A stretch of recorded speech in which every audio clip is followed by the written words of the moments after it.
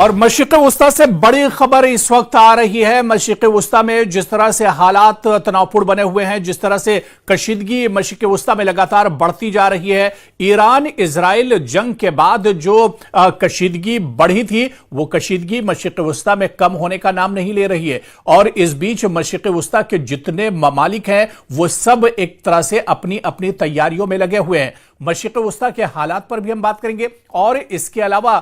जो बड़ा बयान आया है हिजबुल्लाह की तरफ से उस पर भी हम आपको इस रिपोर्ट में तफसील से दिखाएंगे। हिजबुल्लाह ने कहा है कि वो सर नहीं झुकाएगा किसी भी हालत में, वो हथियार नहीं डालेगा, वो पीछे हटने वाला नहीं है। जी हां, हिजबुल्लाह ने कहा है कि इजरायली धमकियों के जवाब में हिजबुल्लाह सर नहीं झुकाएगा और ना ही हथियार डालेगा। यह बयान आया है शेख नईम कासिम की तरफ से। हिजबुल्लाह के रहनुमा शेख नईम कासिम ने कहा है कि लबनानी मज़ाहमतकारों को गैर मुसल्लह करने के लिए दबाव के बावजूद उनका जो ग्रुप है, उनकी जो तंजीम है, इजरायली धमकियों के जवाब में सर नहीं झुकाएगा और ना ही हथियार डालेगा।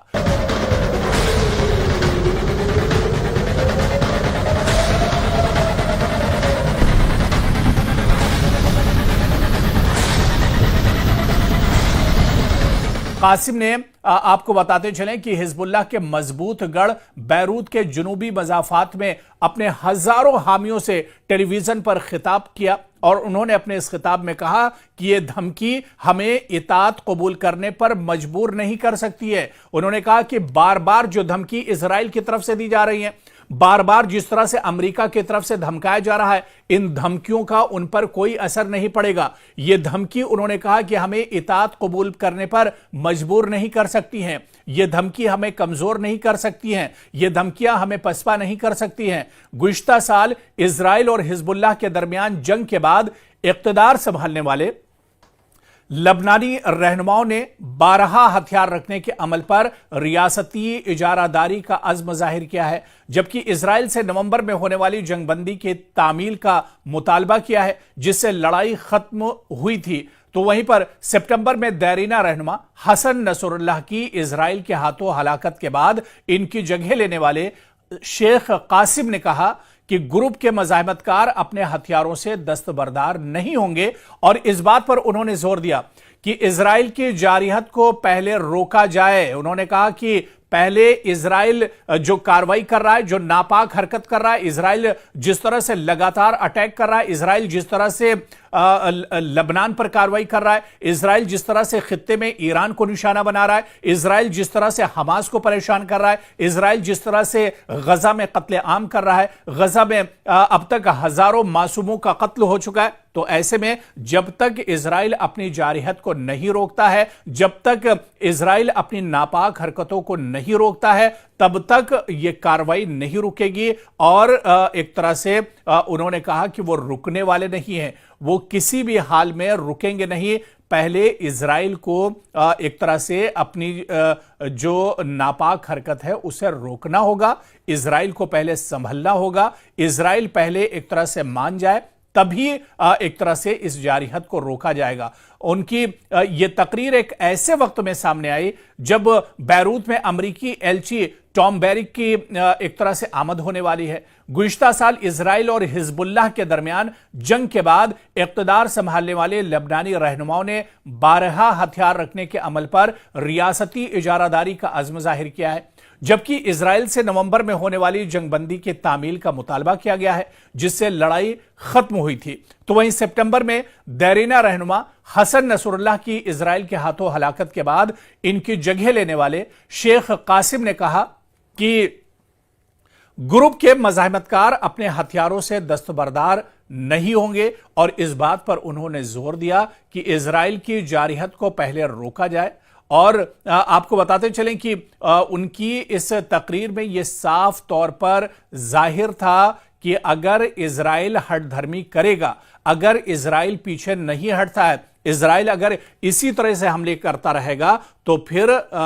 एक तरह से वो भी पीछे नहीं हटेंगे और वो भी एक तरह से जो ये डील है, जो ये जंगबंदी की बात कही जा रही है, जो खित्ते में अमन की बात कही जा रही है, ये अमन आ सकता है, लेकिन इसके लिए सिर्फ और सिर्फ इजराइल जिम्मेदार है। अगर इजराइल की नीयत साफ हो जाए, दरअसल मशरिक़ वुस्ता की अगर हम बात करते हैं तो यहां पर जितने भी ममालिक जंग की हालत में हैं, चाहे ईरान की बात करें, चाहे लबनान की बात करें, चाहे हमास और फिलिस्तीन की बात करें, ये जितने भी ममालिक हैं ये जंग की हालत में हैं। और जंग की हालत में इन ममालिक का कहना है कि ये सिर्फ और सिर्फ इजराइल की वजह से है, क्योंकि इजराइल की नीयत साफ नहीं है। इजराइल हमेशा ये चाहता है कि वो एक तरह से मशरिक़ वुस्ता पर उसकी दादागिरी चले, मशरिक़ वुस्ता पर वो एक तरह से दादा बनकर रहना चाहता है, मशरिक़ वुस्ता पर वो अपना सिक्का एक तरह से चलाना चाहता है, और इसी वजह से ये बात नहीं बन पा रही है। सिर्फ और सिर्फ मशरिक़ वुस्ता के जो हालात खराब हैं उसके लिए इजराइल जिम्मेदार है, या फिर वो इस्लामी ममालिक भी जिम्मेदार हैं, वो अरब ममालिक भी जिम्मेदार हैं जो इजराइल का सपोर्ट एक तरह से करते हैं। और यही वजह है कि इस मशरिक़ वुस्ता में हालात बेहतर नहीं हो रहे हैं, और इसी वजह से अब जो बयान आया है वो बयान भी अब एक तरह से चौंकाने वाला है। और उन्होंने कहा है कि जब तक हिजबुल्लाह पीछे नहीं हटेगा, हिजबुल्लाह जब तक सर नहीं झुकाएगा, जब तक इजराइल एक तरह से हथियार नहीं डाल देता है, या जो इजराइल है वो पीछे नहीं हटता है।